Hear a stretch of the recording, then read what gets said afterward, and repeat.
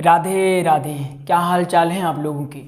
पूर्ण विश्वास है आप लोगों के हाल चाल बहुत कुशल मंगल होंगे। और अध्ययन कैसा चल रहा है एक कमेंट करके जरूर बता दीजिएगा। तो आइए पंचम दिवस की कथा को शुरू करते हैं। डे 5 इसमें क्या जानेंगे हम लोग। प्रलंबा सुर।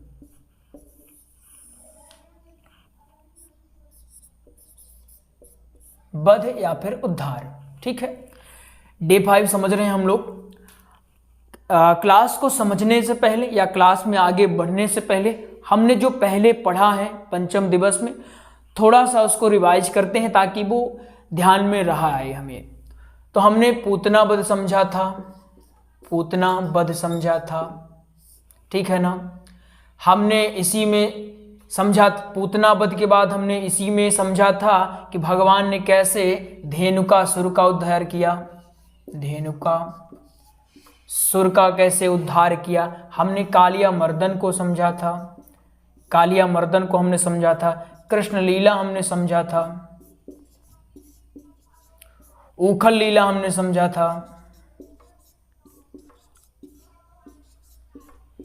इतनी कथाएं हमने पूर्व में समझ ली है। ठीक है, देखिए रिवीजन करते रहिएगा। जो हम पढ़ते हैं उसको आप बीच बीच में दोहराते रहेंगे तो वो याद रहेगा।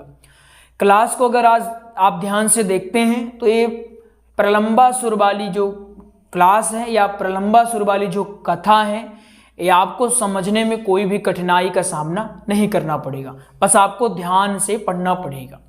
क्लास में आगे बढ़ने से पहले आपको एक जानकारी दे दें, हमने भागवत जी के श्लोकों का एक ऑडियो कोर्स तैयार किया है। ठीक है, एक ऑडियो कोर्स हमने तैयार करवा दिया है।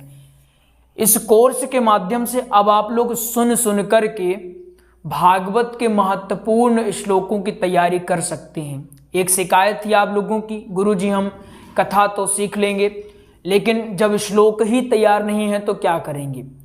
तो इन सब बातों को ध्यान में रखते हुए हमने एक ऑडियो कोर्स तैयार करवा दिया है। इसकी खासियत यह रहेगी आपको सुनने को भी मिलेगा और इसका PDF भी आपको साथ में दे दिया जाएगा। तो आप कहीं भी हैं ईयरफोन लगाइए, आराम से सुनते रहिए। और सुनने से जितनी जल्दी याद होता है ये तो शायद ही बताने की आवश्यकता है। तो अब आप लोग सुन करके श्लोकों को तैयार कर सकते हैं। इसका शुल्क रहेगा 2100 रुपये। कितना? 2100 रुपये।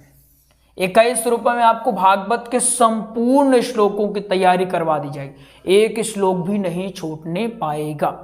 तो अगर आपको प्राप्त करना है इस नंबर में कॉल कर लीजिएगा, एक कोर्स आपको मिल जाएगा। नंबर है 8269386376। इस नंबर में कॉल करेगा, आपको ये कोर्स उपलब्ध करवा दिया जाएगा। लेकिन यह सिर्फ कोर्स से कुछ नहीं होगा, आपको अपने स्तर पर पढ़ाई भी करनी पड़ेगी, उसके बाद ही कुछ होगा। तो आइए शानदार तरीके से हम समझने का प्रयास करते हैं प्रलंबासुर की कथा को, कि प्रलंबासुर की कथा आखिर क्या कहती है, कठिन है या सरल है। अब कठिन है या सरल है हम तो जब क्लास देखेंगे तभी समझ में आएगी, बस ध्यान से देखेंगे तो कठिन तो नहीं होगी, इतना हमें विश्वास है। आइए समझते हैं। एक दिन की बात है, यहाँ समझने का प्रयास करेंगे। पहले हम एक यहाँ वन बनाते हैं। एक वन है, क्लियर है, ये क्या है, एक वन है। अब देखिए कथा में सुखदेव जी कथा कह रहे हैं, परीक्षित जी कथा सुन रहे हैं, ये तो क्लियर है बात ना। इसमें कोई किसी को दिक्कत नहीं होगी, इतना तो हमें विश्वास है। सुखदेव जी कथा कह रहे हैं, परीक्षित जी कथा सुन रहे हैं, जिनको श्राप मिला है। समझ में आ गया। यह एक वन है, पहले वन बनाते हैं आराम से। वन है, आराम से समझना, एकदम स्लोली। यहां पर कृष्ण जी, एक कृष्ण है, कृष्ण, बलराम, कृष्ण और बलराम, ठीक है। और उनके साथ साथ बाकी जो ग्वाल बाल हैं, ये सारे लोग क्रीड़ा कर रहे हैं या फिर खेल खेल रहे हैं, खेल खेल रहे हैं। ठीक है। कृष्ण और बलराम दोनों भैया हैं और उनके साथ उनके जो और इष्ट मित्र हैं, ये सब लोग एक वन में खेल खेल रहे हैं, क्रीड़ा कर रहे हैं। तभी यहां एक राक्षस आता है, उसका नाम था प्रलंबासुर। क्या नाम है उसका? प्रलंबासुर। यहां एक राक्षस आता है, समझने का प्रयास करेंगे। यहां एक राक्षस आता है। भागवत की कथा में इसका बहुत ही सूक्ष्म ढंग से वर्णन किया गया है कि इसकी शोभा कैसी है। इसका शरीर काला है और ये स्वर्ण मुकुट धारण किए हुए, आंखें लाल लाल हैं, दांत इसके सफेद सफेद चमक रहे हैं, कानों में कुंडल चमक रहा है। इसकी शोभा का वर्णन भागवत में बहुत ही सूक्ष्मता के साथ किया गया है।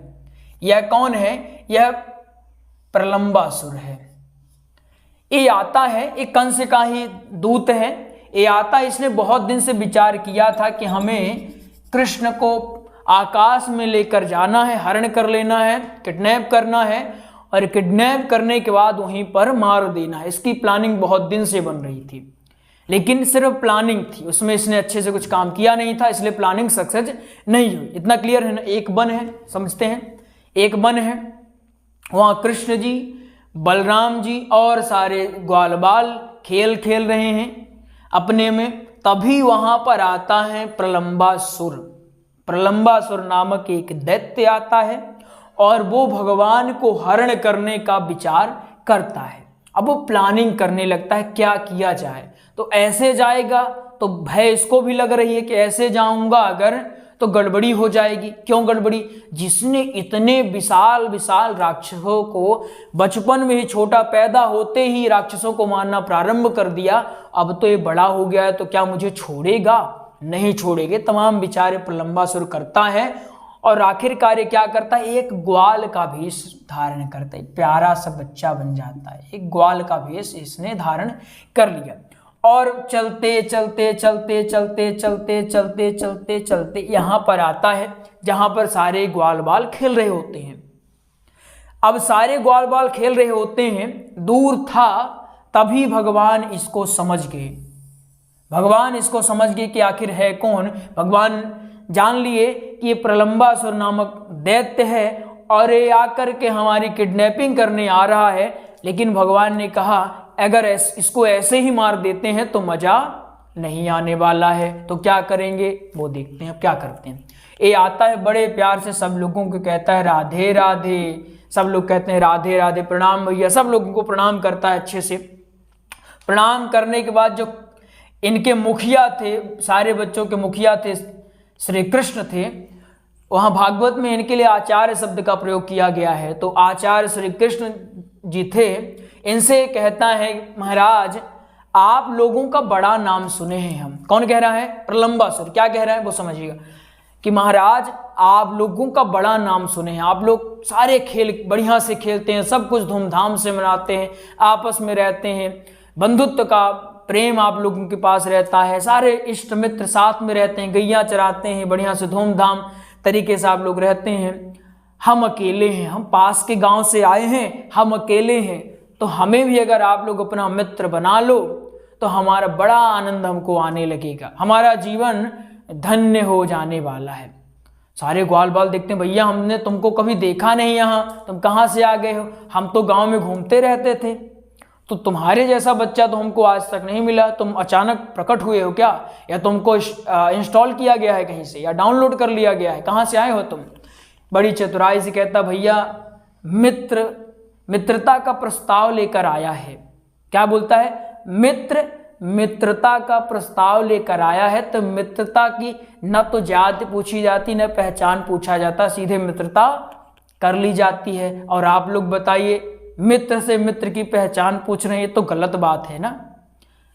बड़ा ही मिठुल मिठुल करके बोल रहा था, सब पिघल गए। कन्हैया जी बस समझते थे कि आखिर भैया तुम हो कौन। कन्हैया जी कहते हैं ठीक है तुम्हें हम मित्र बना लेंगे। अब कन्हैया जी इसको क्या कर लिए, इसको मित्र बना ली। अब ये कन्हैया का मित्र बन गया। अब खेलने के लिए सब लोग राजी हो गए। इतना समझ में आ गया ना। अभी एक बार फिर समझेंगे, परेशानी होना है। अब कन्हैया और प्रलंबासुर दोनों मित्र बन गए। अब कन्हैया जी ने विचार किया, इसने अपना काम तो कर लिया, अब हम अपना काम करते हैं। तो अपना काम ये क्या करेगा, इसने अपना काम क्या किया, इनको मित्र बनाया। अब कन्हैया अपना काम क्या करेंगे वो समझते हैं। कन्हैया ने एक खेल की योजना बनाई। किसकी, खेल की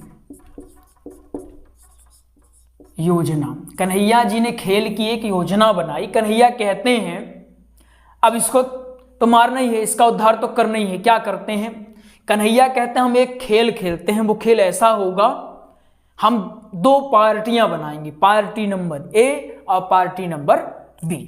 ऐसी दो पार्टियां होंगी, जैसे आज के समय में है वैसे पार्टियां बनाएंगे। तो जो हारेगा वो जीतने वाले जो कैंडिडेट हैं उनको अपने पीठ पर बैठाएगा और एक स्थान पर छोड़कर आएगा। जहां पर स्थान निर्धारित कर दिए कि वहां पर छोड़कर आना है। ठीक है ना, क्लियर हुआ। क्या होगा समझते हैं। जैसे पार्टी नंबर ए और पार्टी नंबर बी। अब ए जीत जाता है अगर, तो पीठ पर ए बैठाएगा, ठीक है, और ए जीतता है तो पीठ पर ए बैठाएगा, ऐसे। तो अब कन्हैया और बलदाऊ दोनों एक टीम में हो गए।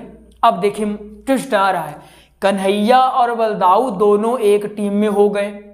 जब एक टीम में हो गए तो सारे ग्वाल वाल बोले अब हमको खेलना ही नहीं है, अब हम जा रहे हैं अपने अपने घर। बोले क्या हो गया, बोले अगर तुम दोनों एक टीम में हो गए तो तुमको ब्रह्मांड की कोई ताकत नहीं हरा सकती है। इसलिए अगर चाहते हो खेल अच्छा हो और संतुलित खेल हो तो एक टीम का लीडर कन्हैया होगा और एक टीम का लीडर बलदाऊ भैया होंगे। सबकी बात सहमति मिली और ऐसा ही हुआ। एक टीम में कन्हैया जी आ गए और एक टीम में बलदाऊ। अब बलदाऊ आ गए। अब जो ये प्रलंबासुर था, ये किसकी टीम में गया। इसने विचार किया कि हम किसके टीम में जाएं, किसके टीम में जाएं, तो ये आता है कन्हैया जी की टीम में, कि कन्हैया जी की टीम में रहेंगे और पहले बलदाऊ को वो करेंगे, पहले बलदाऊ को मारेंगे, इसके बाद कन्हैया को मारेंगे। इसने सोचा बलदाऊ अगर नहीं रहा तो कन्हैया दुखी हो जाएगा, तो पहले बलदाऊ भैया को निपटा देते हैं, उसके बाद हम कन्हैया को देख लेते। इसने चतुराई से आकर के कन्हैया जी को के टीम को ज्वाइन कर लिया। ठीक है ना, इतना क्लियर है सब कुछ, विजन क्लियर। एक बार देखिए इसको और स्क्रीनशॉट ले लीजिए इसका, तो बढ़िया रहेगा। हमने क्या समझा है फिर समझते। एक वन है, ठीक है, वन में कृष्ण भगवान और सारे ग्वाल बाल खेल रहे हैं, इतना बोल लेंगे, बहुत सरल है, बस आपको कुछ नाम याद करना पड़ेगा। कृष्ण जी, बलराम भैया, सारे ग्वाल बाल खेल रहे हैं। तभी आता है प्रलंबासुर। प्रलंबासुर ये है, प्रलंबासुर भैया मुस्कुरा रहे हैं। प्रलंबासुर आता है, प्रलंबासुर योजना बनाता है कि हम कन्हैया को मारेंगे और एक ग्वाल का वेश धारण करता है, मित्रता का प्रस्ताव रखता है। कन्हैया जी मित्रता स्वीकार करते हैं और एक खेल की योजना बनती है। खेल ऐसा होगा कि जो हारने वाला प्रत्याशी होगा जीतने वाले प्रत्याशी को अपनी पीठ पर बैठा करके एक स्थान पर छोड़कर आएगा। इतना क्लियर हो गया ना। चलिए अब समझते हैं आगे। इतना क्लियर है ना, सबको क्लियर है। चलिए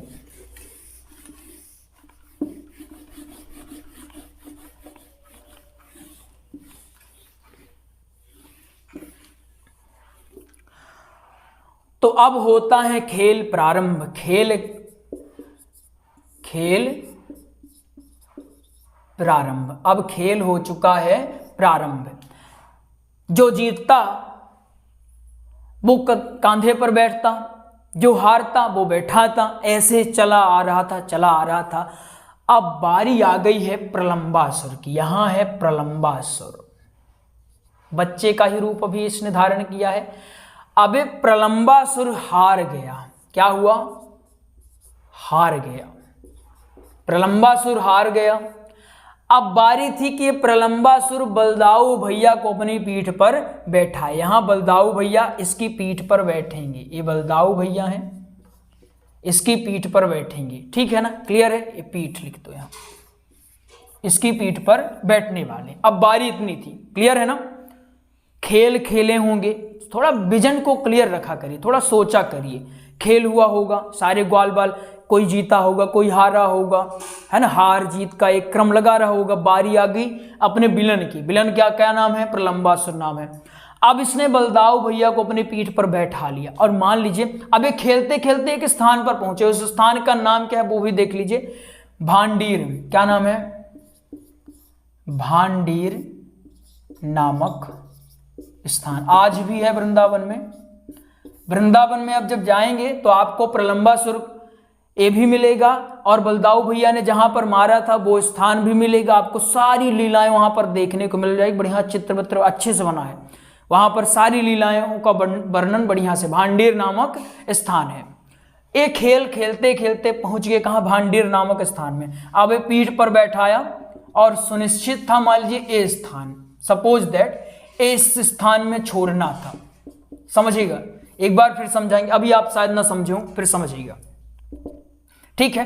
देखिए ए हार गया, प्रलंबासुर हारा, बलदाऊ भैया को अपनी पीठ पर बैठाया और बैठा करके निर्धारित ये हुआ था कि तुमको ए स्थान पर छोड़ना है, इस स्थान पर छोड़ना है। लेकिन इसने पहले ही योजना बना रखी थी कि हम बलदाऊ भैया को उठाकर ले जाएंगे और आकाश में ले जाएंगे, वहीं इनका काम तमाम कर देने वाले। तो क्या करता है?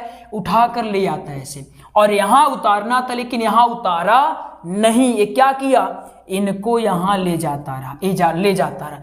लेकिन बलदाऊ भैया का शरीर विशाल था, वजन भी थे, तो ये ज्यादा देर तक इनको उठा नहीं पाया। क्योंकि अब ये भी बच्चा का रूप धारण किया था तो ज्यादा देर तक ये उठाने में सक्षम नहीं हुआ। ये क्या किया? यहां अपना असली रूप धारण कर लिया। क्या किया? असली रूप धारण कर लिया। ठीक है, असली रूप मतलब क्या? अभी यहां क्या था? ये ग्वाला था। अब यहां क्या हुआ? प्रलंबासुर, ठीक है ना। अब यहां हो चुका है प्रलंबासुर। यहां उतारना था, यहां जब नहीं उतारा तो बलदाऊ भैया को बड़ा क्रोध आ गया और बोले बताओ, यहां निर्धारित था, तुम यहां लेके चले आए, हमारे गैया वहां भग जाएंगी, तुम बताओ ऐसे करते हो। चिल्लाते रहे लेकिन उतारा नहीं। जब थक गया तो बलदाऊ भैया को वहीं पटका और अपना असली रूप इसने धारण कर लिया और बोला बलदाऊ आज तेरी सांसें अंतिम चल रही हैं, जितनी सांसें लेनी हो तो ले ले, क्योंकि ये तेरी सांसें आखिरी हैं। अब मैं तुझे जल्द से जल्द यमराज के पास पहुंचा देने वाला हूं।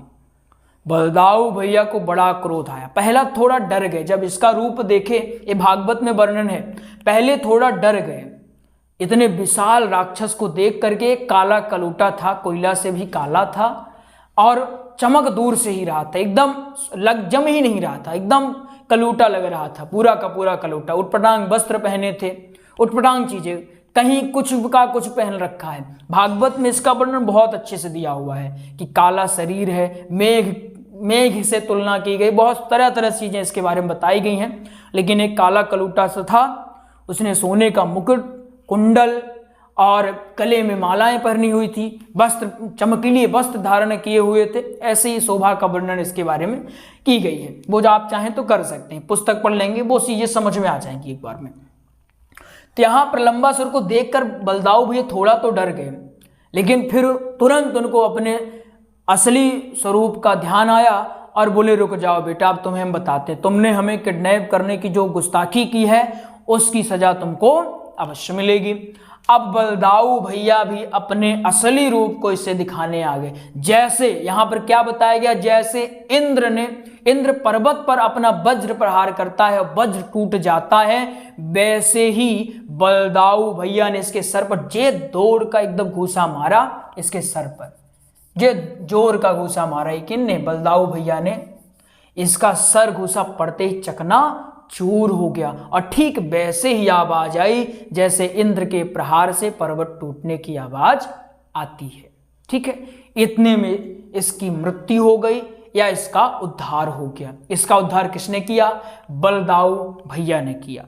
तब सारे ग्वाल बाल आते हैं और सारे ग्वाल बाल बलदाऊ भैया की जय जयकारी करते हैं, कहते हैं भैया आज आपने तो कमाल कर दिया, कमाल हो गया, अगर आज आप नहीं होते तो राक्षस हमारा पता नहीं क्या करता। बलदाऊ भैया की बड़ी तारीफ होती है। उसी में बलदाऊ भैया को वहाँ मंदिर भी बना हुआ है वृंदावन में, आप जब जाएंगे तो वहाँ आप देखेंगे मंदिर इनका बना हुआ है। वहाँ पर इसके बारे में भी बढ़िया से दिया गया है। ये बहुत भयंकर राक्षस था, इससे सारे देवता परेशान थे, पृथ्वी लोक में सब परेशान थे, देवताओं को भी इसने नहीं छोड़ा था। तो जब इसकी मृत्यु हुई तो देवता भी बलराम भैया की जय जयकारी करने लगे। इस तरह प्रलंबासुर का उद्धार हो गया। क्लियर है, इसमें कोई समस्या नहीं है, क्लियर है। एक वन से कहानी प्रारंभ होती है, कुछ चीजें याद करना पड़ेगी, जैसे भांडीर नामक स्थान आपको याद करना पड़ेगा, प्रलंबासुर इसको याद करना पड़ेगा, एक स्टोरी आपको बढ़िया से याद करनी पड़ेगी। ये एक बार में याद ना होगी, 2 बार 3 बार अगर वीडियो को आप देख लेंगे ना तो आपको सब कुछ याद हो जाएगा। ये पंचम दिवस में आपको बोलना है, पंचम दिवस में आप इसको बोल सकते हैं। और बहुत ही अच्छी कहानी है, प्रेरणादायक कहानी। इसमें आप चाहें तो खुद से कुछ प्रेरणा स्वरूप चीज़ें ऐड कर सकते हैं, बाकी इसमें ऐसा ऐड करने जैसा कुछ है नहीं, अगर होता तो हम खुद बता देते। तो आइए आपको एक जानकारी देते हैं हमने भागवत जी का, श्री राम कथा का, सत्संग का, इनका प्रॉपर हमने नोट्स तैयार करवा दिया है। क्या तैयार करवाया है? नोट्स। ये नोट्स आपको मिलेगा पीडीएफ फॉर्मेट में। कैसे मिलेगा? पीडीएफ में। भागवत जी का नोट्स आपको 1389 मिलेगा, अगर हस्तलिखित लेते हैं तो ये 489 में हस्तलिखित, ठीक है। श्री राम कथा का नोट 1449 रुपए में, सत्संग का नोट्स आपको 441 रुपए मिलेगा। अगर इसे प्राप्त करना है इस नंबर में कॉल करें, नंबर है 8269386376। देखिए क्या होता है, जब नए नए हम रहते हैं तो हमें समझ नहीं आता, भागवत में तो 18,000 श्लोक हैं, किसको छोड़ना है किसको बोलना है, पहले दिन कौन सी कथा बोलें, दूसरे दिन कौन सी कथा बोलें, ये सारी समस्या हमारे पास होती हैं। इन सारी समस्याओं को देखते हुए हमने भागवत जी का, श्री राम कथा का, सत्संग का एक प्रॉपरली नोट्स तैयार करवा दिया है। इसकी खासियत ये है कि अगर आप इनका अध्ययन करते हैं तो आपको कहीं भटकने की आवश्यकता नहीं है, किसी से कुछ पूछने की आवश्यकता नहीं होती है। क्यों नहीं होती? क्योंकि सब कुछ इसी नोट्स में ही इंक्लूड है। आपको व्यास पीठ पर बैठ कर जो जो बोलना है, जैसे प्रसंग, दृष्टांत, दोहे, भजने, महत्वपूर्ण श्लोक, सारी चीजें एक ही स्थान पर आपको मिल जाने वाली हैं। तो अगर आपको प्राप्त करना है दिए गए नंबरों में कॉल कर लीजिएगा, आपको उपलब्ध करवा दिया जाएगा। आइए मिलते हैं अगले प्रसंग में, तब तक के लिए जय जय श्री राधे श्याम।